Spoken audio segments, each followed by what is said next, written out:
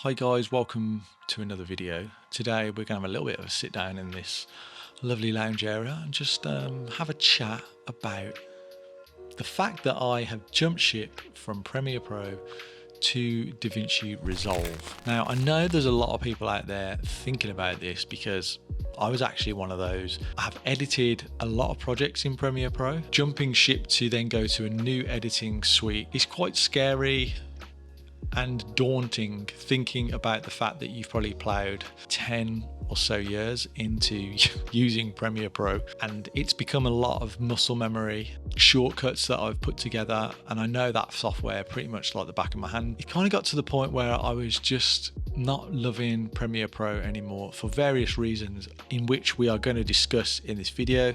So I'm going to talk about the reasons that I left Premiere Pro, which might be the reasons that you want to leave Premiere Pro.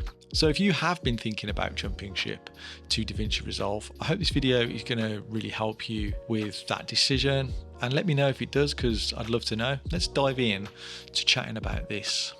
Now, I do have my trusty iPad with lots of notes on. First of all, I'm going to say that a lot of problems that I've had haven't been really major performance issues with Adobe Premiere Pro, and that has mainly been down to the fact that I'm using a pretty new MacBook. So for me, the performance is pretty similar across Adobe Premiere to DaVinci. So as we all know, Adobe Premiere is a subscription model. It's about £60 a month. You can actually download DaVinci completely free, and it works to about 85-90% of all the tools on DaVinci. I paid about £300 for the full suite of DaVinci, which in comparison to Adobe is absolutely ridiculous. You get full updates and all the tools, and there's some incredible tools in this software. Lifestyle, as creatives, you all know it's getting harder and harder out there. People are squeezing on costs, and paying £60 a month was just getting a bit too much. Now the next thing is going to be ease of switching. Obviously I was really worried about switching over because I'm going to lose my keyboard settings, I'm going to lose my shortcuts, the whole layout's going to be a little bit different. So if you go into DaVinci settings, you can actually change your keyboard settings from DaVinci to Premiere Pro layout, or if you are using something like Final Cut, there is a layout for Final Cut. So that does make it a little bit more easier.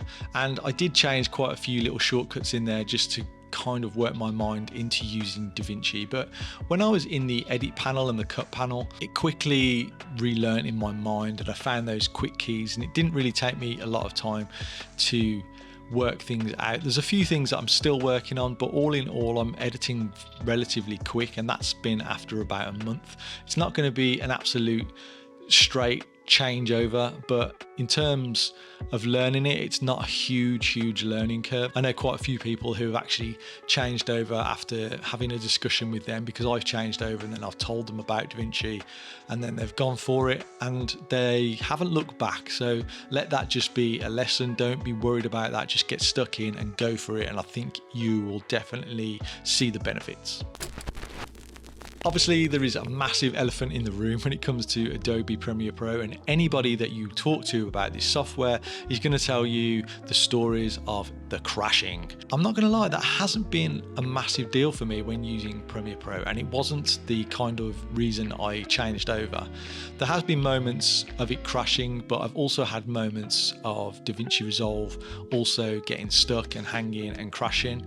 So for me, maybe it's because the M1 MacBook that I use has great performance, but one thing I'm gonna say that's a lot better in the DaVinci Resolve is the fact that it does something called live save. So it's kind of like every key that you're pushing and everything that you're doing, it's constantly saving and updating. So there's been a few times where it's kind of crashed and I've had to restart it, and it's pretty much saved the last thing I've done.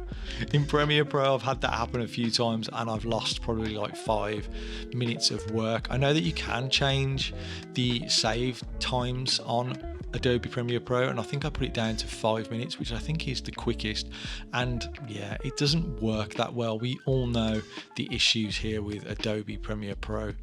So with the crashing issues and everything, This brings me kind of into the rendering on the timeline. DaVinci Resolve kind of renders as you are going. I think it works similar to maybe Final Cut. Don't quote me on that because I'm not 100% sure, but it seems to render as I'm editing, so the playback is a lot smoother. Playback does kind of get jittery if you're doing a lot of overlays or a heavy grade. If you are doing speed ramps, I've noticed that quite a bit. But in terms of the rendering, it's a lot quicker. When I export a project that's probably a 10-minute video or a 5-minute video, Premiere Pro used to take quite a while to render it and export it, but the export times in DaVinci have been about 2 or 3 times faster. It's quite impressive, the actual rendering that it does on these videos. I think when it comes to color grading, this is where DaVinci is, without a doubt, it is elite compared to Premiere Pro.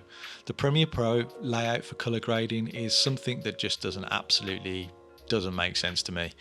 But when you go into DaVinci, it's kind of ergonomically pleasing for your mind to look at and think, you know, I know what that's going to do, and you can kind of flick between the little tabs, and it's just really works well as you kind of want it to. In fact, I'm going to say as well that I think the whole color management that DaVinci does is 100 times better.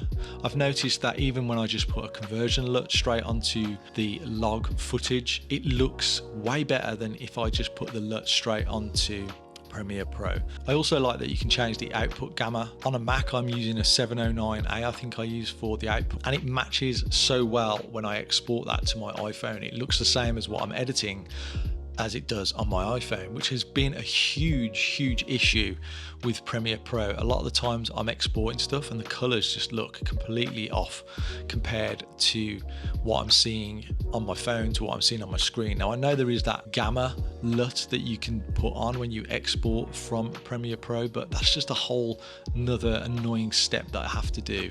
Whereas in DaVinci, it just works and looks great, and yeah, that's what I want it to be.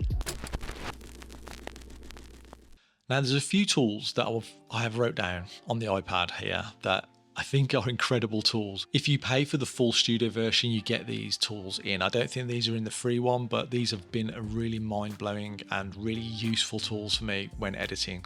Now there's something called a magic mask, so you can literally draw over something that you want to mask in DaVinci, and it all automatically works out the mask, and you can play that mask through and it will track it, and it works super well, and it's so quick to do.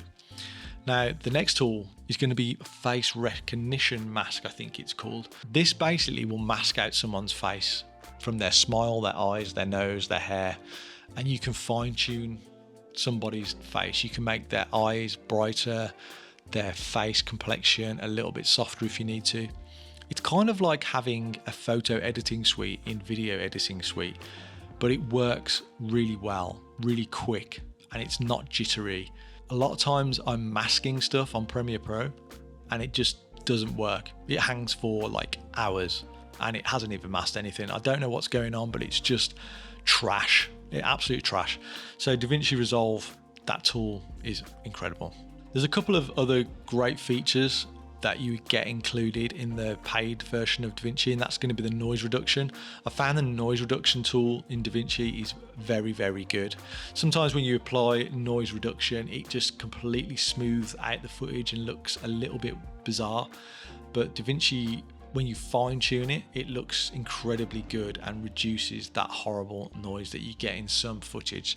You could go on for hours talking about this software because it is that good, but there are a lot of great features in DaVinci which a lot of other softwares don't have, and one definitely that Premiere doesn't have, and that's having the effects library already built in. So you get a lot of blurs, a lot of glitch effects, text effects, text overlays, lower thirds. They're all built into DaVinci, whereas with Premiere Pro you either have to import some or you either have to create your own kind of little transitions, which all takes time. But in DaVinci they're all there. There's some really good ones built in, which is so useful if you need to do quick edits and just jazz them up a little bit.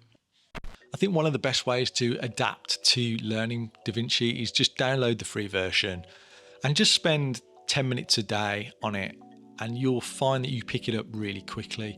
Maybe just create a small little project that you can just mess around with while you're running it alongside Premiere Pro, because like I said previously, if you are editing projects for clients, they're going to come back for revisions. So just make sure those projects that you're working on in Premiere are way out of the way, and just run the free version of DaVinci alongside it for now, and you can learn it. And then when you get a new project, you'll be kind of efficient enough on DaVinci to just take it on and edit it fully in DaVinci.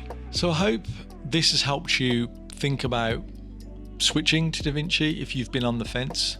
I know a lot of people out there are on the fence about switching. It is a big step to take if you have this little comfort blanket of software that you know already, but trust me, switch over. It will improve your videos and your colors and everything, and you're gonna save a lot of money. Let's face it, money is key at the moment, so you're gonna save a lot of money. I'd love to know if you guys are using DaVinci and have you come from Premiere Pro, and I'd love to know how you're getting on with that aspect of switching over. Yeah, I hope this has been useful to you, but I'd love to speak to you and see you on another video soon. So I've been Ian Snape. I'll see you on another one soon. Take it easy.